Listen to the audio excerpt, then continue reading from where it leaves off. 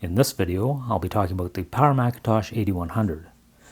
The 8100 was introduced March 14, 1994, discontinued August 5, 1995, a PowerPC 601 processor running at 80, 100, and 110 MHz. It came with 8 or 16 megabytes of RAM installed. Every collector of Macs has a list of models they are on the hunt for. It is a different list for everyone, as unique as their experiences, and it never includes the Performa 6200. Topping my list for well over a decade has been the 8100, mostly because it was way out of my reach when I bought my 6100 back in 1994. I mean, check out these base prices. But I've never seen one being sold on the local used market. I haven't so much as seen one in person. But to celebrate hitting 8100 subscribers, I'm going to do a video. I'll try not to overlap with my 6100 video, because that one has a lot of the same information. On March 14th, 1994. Hey. No overlap. Long before the first PowerPC chip, and long before IBM, Motorola, and Apple teamed up to create the PowerPC, Apple wanted to build a computer product based on the fast, modern RISC microprocessor technology. Foreseeing Motorola's 68K chips, not to mention Intel's x86 line, as a technological dead end. Those chip designs were retroactively referred to as CISC, referring to complex instructions. A team called Jaguar was created within Apple to build the system while management went shopping for a supplier of a RISC processor. Similar to how the Mac was not backward compatible with the Apple II, management had decided this successor machine would not be backward compatible to the Mac, wanting a clean break from the 68K CPU. The reason being that this RISC machine was going to be so powerful, it would open up a new class of advanced software possibilities, quickly obsoleting current Macintosh software and enticing the big developers to port their software to RISC for the massive speed gains. But a group of Apple engineers led by Jack McHenry were not so optimistic on that plan, and they formed a competing team called Cognac. The goal? To work on an alternate RISC design that did allow backward compatibility to the Macintosh. This would be made possible thanks to a 60K emulator written by Gary Davidian. This emulator would turn out to be as critical to the success of the Power Macintosh transition as the mouse was to the original Mac. They called their project Piltdown Man to commemorate the early 20th century discovery of the fossil that was the missing link between apes and man, and was an elaborate hoax. Engineering sense of humor, I guess. Jaguar would be the high-end machine, and Piltdown Man would be the low-end machine. Time passed, and instead of being a separate entity within Apple, Jaguar was folded into the Macintosh group, and the team changed the project name to Hurricane, with the tagline, "Prepare to be blown away." And once the PowerPC was chosen as the RISC processor, the name changed again to Tesseract. Instead of just producing no code names, Cognac actually produced results. The Cognac team had Piltdown Man up and running on the new PowerPC 601 processor within a week. When the January 24th, 1994 Power Macintosh release date was imposed, it wasn't long before Apple learned that Tesseract was way too ambitious. And suddenly Piltdown Man was the only working option, and would now need to be the basis for the entire Power Macintosh lineup. Jack McHenry ensured early on that the Piltdown Man board design could be extended in case this happened. Piltdown Man, aka the Power Macintosh 6100, was ready for the original January 24th release date, being the 10th anniversary of Macintosh. But Apple decided to wait a couple months until the 7100 and 8100 could be made ready to ship immediately and in volume. Using Cognac's 6100 board as a base design, the mid-range 7100 added new bus expansion slots, and the 8100 high-end version added internal SCSI 2 on top of that. There was also the lesser-known 9100 class machine, which was a server only, taking the 8100 board design and adding a fourth new bus card slot, also with a twist on the large Quadra 900 tower design. This was one of many examples of engineers saving Apple from the failures of management. Even though Tesseract was cancelled, oddly enough, the 1995 second generation Power Mac, the 7500, would be based on a new motherboard design named TNT, which stood for the new Tesseract. prepared to be blown up. Gary. As for McHenry, he continued on with Apple at a deservedly high level until Steve Jobs took power. At that point, he was told to get his current project, the Power Macintosh G3, out the door, then get out the door himself to make room for Steve's crony from Next, John Rubinstein.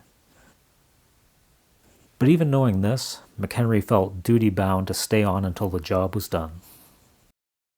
And we've had exceptional success with this product. We've sold over 500,000 of these in the first 6 months of the product's life, making it the most successful new Mac in Apple's history. And what about Jaguar? Only a few remnants of Jaguar's work saw the light of day. Like plain talk? Computer, tell me a joke. Knock knock. Who's there? Orange. Orange who? Aren't you glad you bought a Power Macintosh? I'll get back to you on that. They developed the GeoPort, the Apple adjustable keyboard, cool, the audio vision display, and they originated the industrial design for the Centra 610. A lot of people do like the slimline design of the LC, so we tried to maintain that design language with the Macintosh Centra 610. As you can see, it's low profile. On the other hand, multimedia is now a big thing in the industry, so we're incorporating here in the middle a bay that can accommodate an internal CD-ROM player. And the design for the Quadra 800. If we turn it to the side, you'll see that we've mounted the motherboard actually vertical in the enclosure, so without removing the power supply or any of the disk drives, we can drop the motherboard out. Yeah, I think I prefer the earlier machines where I had to remove the power supply and drives. The highest performance model is the 8180, clocking in at 80 megahertz. Oh yeah, we're talking about the 8100, aren't we? Continuing with the hoax theme, the 8100 was codenamed Cold Fusion. There was a lot of hype surrounding the release of the Power Macintosh, though in no way was it a surprise to anyone, since they had been selling PowerPC upgrade cards to Quadra users since January. There were 5 models of 8100 made. The 80 MHz was the first model, introduced March 14, 1994, along with an AV model, these representing the flagship of the new Power Macintosh line. IBM and Motorola have announced that a 100 megahertz version of the 601 will ship in volume in the fourth quarter of '94. I was just getting to that. Actually, it was a 110 megahertz, introduced in a special power user model in November 1994. And believe me, that speed jump blew everyone away. One of the not-so-rare times that Apple declared they had the fastest personal computer you can buy. The fastest Macintosh ever, and the fastest personal computer on the market. We're building the fastest machines in the PC industry. The new Power Mac G4, the most powerful personal computer ever brought to market. In fact, it's the world's most powerful personal computer, period. And one of the most expensive Macs Apple had introduced in a long time, going north of $5,000 US. Like by a lot. 110 is kind of an odd number, but they could not get enough 120 megahertz chips from IBM at the time. And then in January 1995, they speed bumped the standard 80 megahertz models to 100 megahertz, yet dropping the base price $550 to $36.99. And the 110 remained available at the much higher price, although these later models were quite scarce if you were looking to buy one, thanks to Apple's poor management at the time. You don't understand the marketplace. Yeah, pretty much. The processor used in the 80 MHz was the PowerPC 601, but the 100 and 110 MHz 8100s used a die-shrunk revision called the 601 Plus, aka 601V. The same thing, just shrunk from a 121mm square die to a 74mm square, helping it run cooler. This was accomplished by going from a 650 nanometer to a 500 nanometer transistor width. That's 500 times thinner than the width of a human hair. Yeah, whatever. The 601 was 25 years ago. Give them a break. The processor was mounted on a ceramic quad flat pack with 304 pins. I think I'm getting over my head here. Tutorial lady. Have fun. Oh, you'll find many Macintosh history websites are confused by the order of release. Especially bad is the opinion site Apple Matters. The Power Macintosh 8100 was introduced in March 1994. It got a speed bump to 100 MHz in November of that year, and 110 MHz in January 1995, at which point it was discontinued. What? Hey, I'm just reading it, pal. To be fair, Apple Matters has not been updated since 2011, about the time Steve Jobs passed away. I wonder. Apple Matters was a good site overall, but now lies frozen in time, and spam popping up like weeds in all the cracks. This is exactly what I was looking for. Thanks for sharing this great article. That is very interesting. I love reading, and I am always searching for informative information, like payday loans online. And there was no AV version of the 110 MHz, so don't believe everymac.com or the book Apple Confidential 2.0. And I know rather than just complain I should do something about it, I can at least go in and correct Wikipedia, which is also wrong.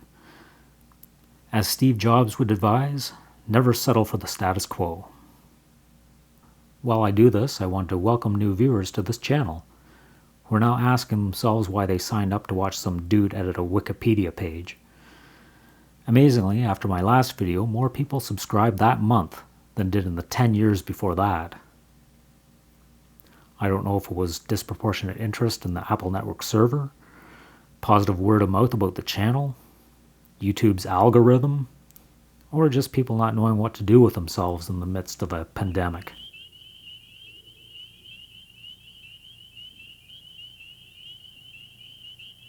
By the way, remember life before the pandemic?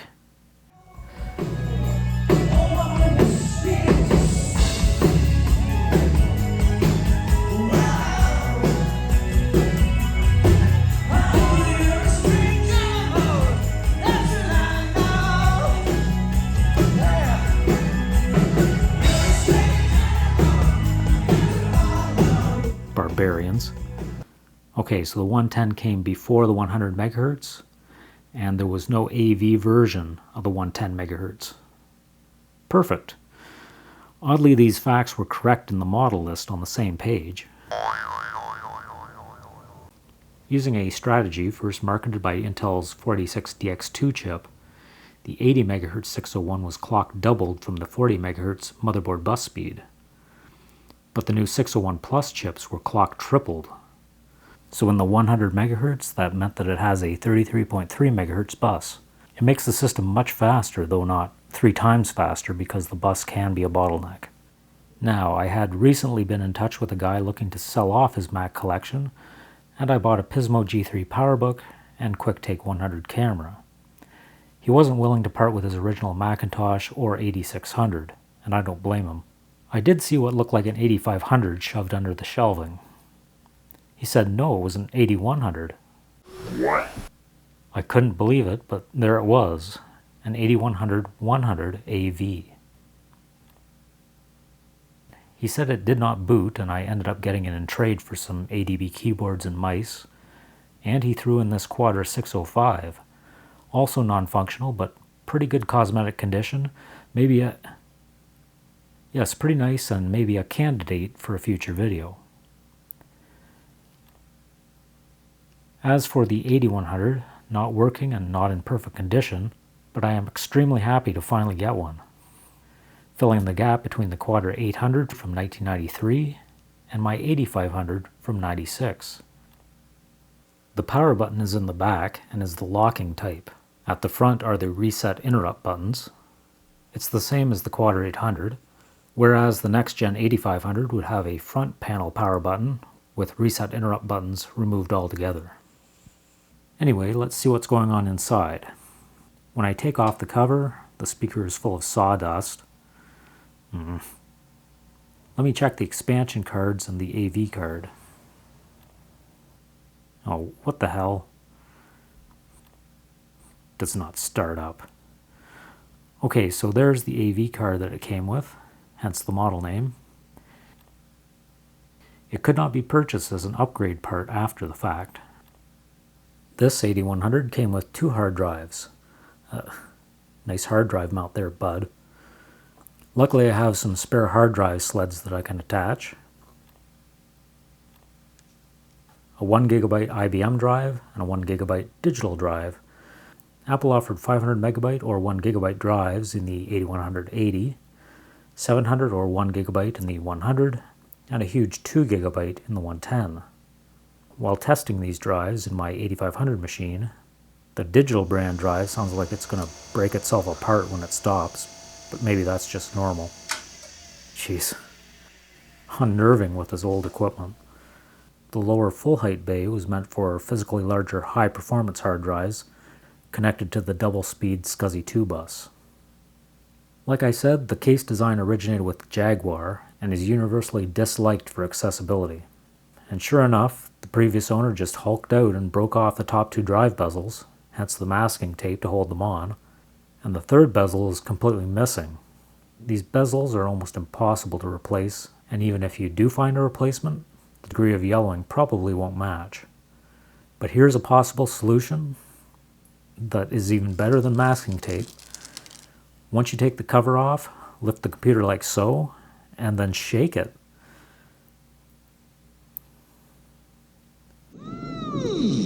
As suspected, the broken pieces were still inside the case from the previous owner's Hulk session.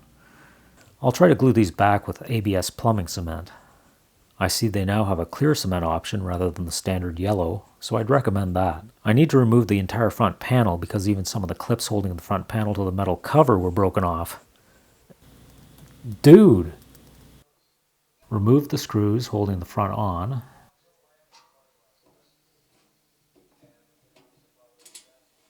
And open it like a door until the plastic clips are free. I found the broken clips, so let's glue those back. I'm using a high-tech tool to apply the glue, as you can see.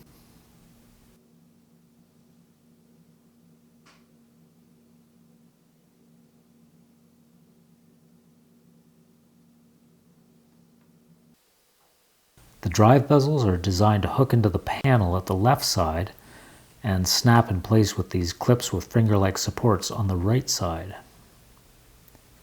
I can't imagine why these broke. As for the missing bezel, I like the 8500, but I like the 8100 more.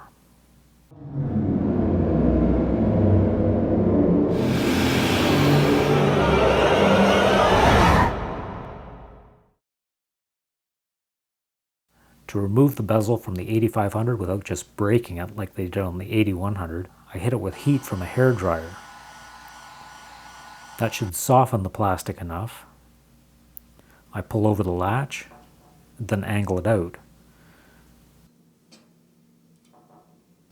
There we have it. Okay, I went too high with the heat and it didn't spring back in shape, but easy enough to fix. Yeah, pretty good match with the rest of the 8100 front. With that done, I can reattach the front panel to the metal frame, just like a door hinge. Don't forget there's a clip at the top of the case.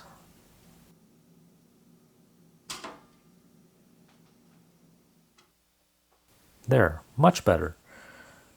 Okay, so that's done. Hey, one other thing. On the inside wall of the case, there is a metal spirogyra thing not present on the 800 or 8500. Just do anything? Seems to ground the case to the power supply. Whether this was original or an add-on, I don't know. If you know what this is, please leave a comment. Alright, let's see if we got anything in the comments. Okay, nothing helpful yet, but I'm interested to know. Since the case was using the same mold as the Quadra 800, the 8100 also had the molded signatures of the designers under the power supply. I wish I could say I was impressed with their work. By the 8500, changes to the internal design meant it did not carry on these signatures. Regarding the NuBus cards in this 8100, there's a long 12-inch Audio Media 2 card. It worked with Sound Designer software. This seems to have been the main purpose of this machine in its working life. The 8100 has a removable card support bracket for long cards like this, which you'll also find in the Quadra 800. Lastly, an Asante Ethernet card, featuring what we now know as a standard Ethernet jack, plus an AUI port. The machine's built-in Ethernet being Apple's custom version of AUI. Instead of screws, they decided to mold clips into the case to hold the cards in place. What a bad idea. Hey, here's a 8100 110 on display at a museum in Germany. Great website. Wait, introduced January 1995. Verdammt. As a side note, clone licensing was made official in November 1994, and by spring 1995, clone units started to appear. The Radius System 100, copying the 8100's mini tower shape very closely. And then a lower cost model, aping the name with the Radius 81 110. Similarly, there was this sub-licensed Mac warehouse concoction of the Radius system. Okay, I have extracted the motherboard. It has a 100 MHz speed bump label on it. Even with the die shrink of the 601 CPU, Apple was apparently not happy with the heat generated. So when we look at the CPU, sandwiched between the heatsink and the processor was a Peltier cooling device. You can see it wired to the board for power. It uses a thermoelectric effect to actively move heat to the heatsink side, thereby cooling the CPU surface. Now in this case, it's not white because it's ceramic. The device is sealed in foam to prevent condensation from forming. Critics argue that the Peltier's operation actually creates more net heat inside the computer. These devices are generally the domain of people trying to overclock processors beyond the manufactured rating. So putting one of these coolers in a commercial product maybe hints at desperation. The 8100, 110, and 100 were the first Macs, in fact, first personal computers with this CPU cooler. Later, the 120 MHz 9150 workgroup server and some 7200s would also use them, but this thing did not catch on, I'll say that. Now, even Apple's service manual says do not disassemble the Peltier device, so I'm not going to mess with it. The AV card featured a standard monitor port plus analog video in and out. Non-AV 8100s, like the 8100 110, which, as I said on Wikipedia, does not have an AV version, they would instead have an HPV card, which stood for high performance video, even though it was not high performance, like at all. There was no graphics acceleration or anything like that. It was better described as a VRAM expansion card. The 7100 card with 1 MB VRAM, and the 8100 with 2 MB, each with the capacity to further double the VRAM. The 8100 card was expandable to 4 MB for about $200. One odd but important warning Apple gave regarding the 7100 and 8100 was to never operate the computer without a card in the PDS slot. Even if you have to put a Terminator card in there, you should not leave it empty. Opening the case and seeing this does not give me much hope. Oh, what the hell? You had the option of using the motherboard video port. That one used 615K of system RAM for video instead of dedicated VRAM. The port was an HDI 45 port carrying video, audio, and ADB to the proprietary Apple display. If you didn't have this display, you'd need the fat adapter to use the port. The only real benefit to this port on an 8100 is that you could connect a second monitor, making them the first Macs that could drive 2 monitors without adding additional hardware. The 8100 marked the end of the AV designations. The 8500 built in the AV card, which tidied up the back and was a much more elegant design. The onboard RAM is 8 MB, same as all the first Power Mac motherboards, but expandable to 264 MB with 4 paired banks. To hit max RAM, you'd need to add 32 MB SIMs, which were hard to find in '94. 64 MB SIMs would become available in 1995, but a pair cost more than the 8100 itself, so forget that. This machine I got has all the banks filled, so it might be maxed. The RAM was the 72-pin SIMs, which needed to be added in identical pairs, and probably no longer sold. No, Walmart, you obviously don't carry that. For 110 AV, What? In the initial Power Mac lineup, the 256K L2 cache was standard only on the 8180. But with the 1995 speed bump, it was installed on all Power Macs. And with the new 100 MHz 8100, you could get the optional 1 MB cache. Which one did this have? Neither. Cache was taken from this one. Why? Okay, at least I have a spare from a 6100 parts machine. This card would almost double the transfer rate between memory and CPU, which typically increased the system performance 20%. Not bad. The neighboring card is the ROM, identical for all models, 6100, 7100, 8100. Burned into this 4 MB ROM is Gary Davidian's famous emulator, taking up only half a megabyte. Nice job, Gary. The 100 and 110 MHz 8100 had updated ROMs due to changes in the new bus controller and such, so I'm glad this card wasn't missing. All 601 chips were produced by IBM, none by Motorola, despite these early promo graphics. The PowerPC 601 RISC chip design was released to go head-to-head with the Intel Pentium already on the market. The fastest clock Pentium you could buy when Apple released the 8100 was 66 MHz, which made 80 MHz a very impressive number. Hey. The advantage of the RISC technology is not that the old technology is bad. Chips like the 68000, the x86, those chips are fine, they continue to be fine. But what you see when they're moved to the new generation of performance, like the Pentium chip, is that chip is very large, it's very complex, it's very expensive. So yes, you can push the old architectures forward, but it gets increasingly difficult to do. The advantage of going to RISC is you really start to the ground floor of a new architecture. There's been a lot of words said about our competitors and their RISC chips and their attempts to come after the mainstream personal computer market. But the bottom line is that they're starting from zero in terms of a software base, and they're trying to build up. And the Intel architecture and the Pentium chip runs all 50,000 of those software applications and runs it at full speed. So we don't really see the RISC chips as being much competition in terms of the mainstream personal computer market.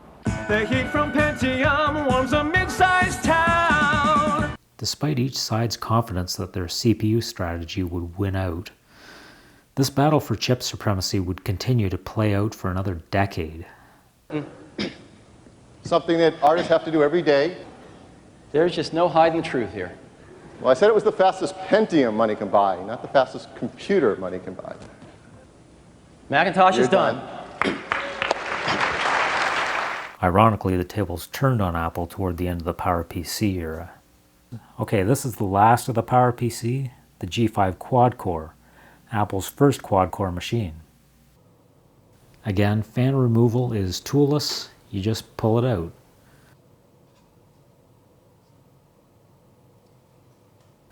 Wait, is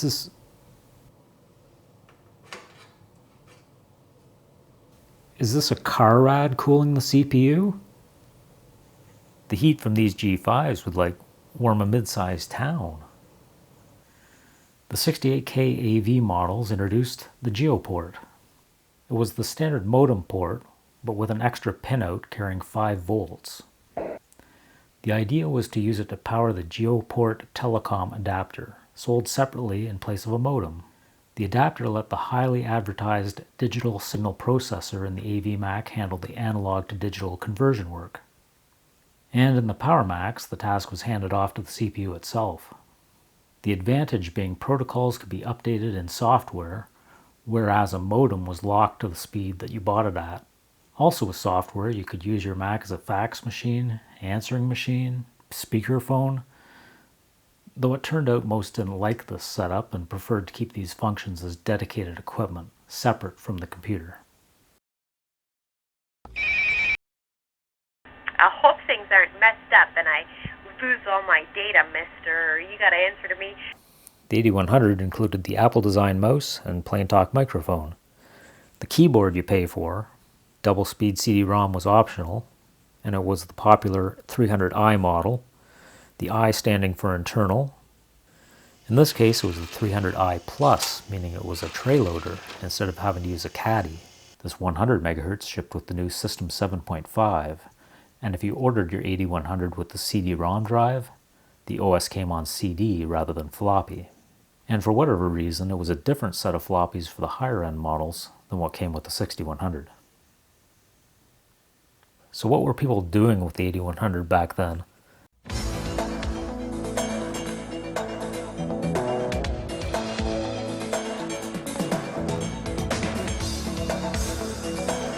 Plus, there were games. No kid.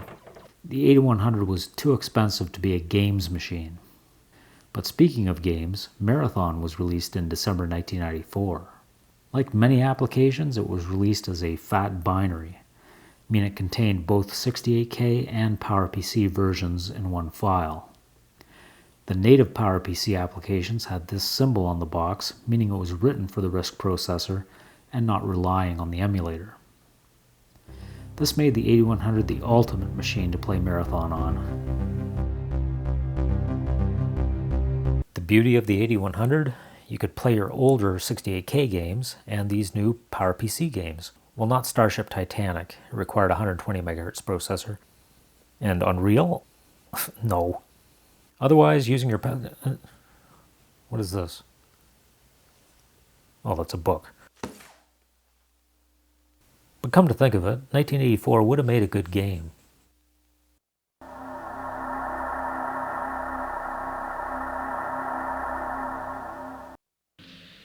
There is no loyalty except loyalty to the party.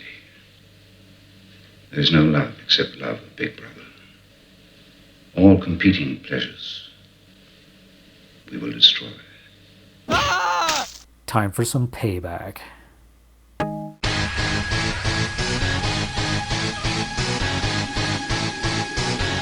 Get him! He's a traitor!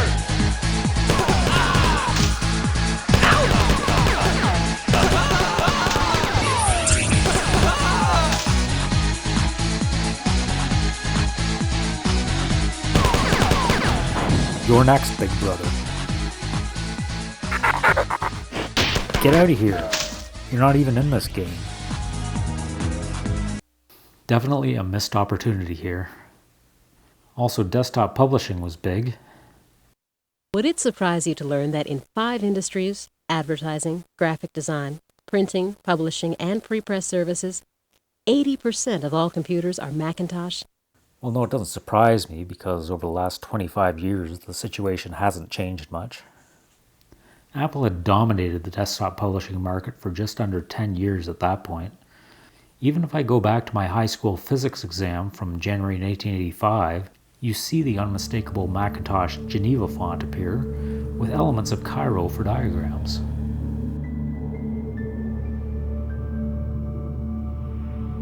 Okay, why is the creepy music playing? Otherwise, using your Power Mac for leisure mostly meant reference CD-ROMs, so-called multimedia, which was just hitting its stride. By far, the most compelling reason to buy a CD-ROM drive has been the ability to access the electronic encyclopedia and other essential reference books. Indeed, Microsoft's bookshelf has been a perennial bestseller. The titles in the digital library are poised to become the new standard for retrieving and analyzing information and data in the electronic age. No, they won't. Which brings us to the internet.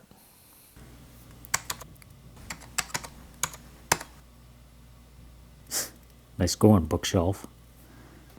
It's as if there's a million computers on the internet inside your own personal computer. Yeah, no one's impressed by that anymore.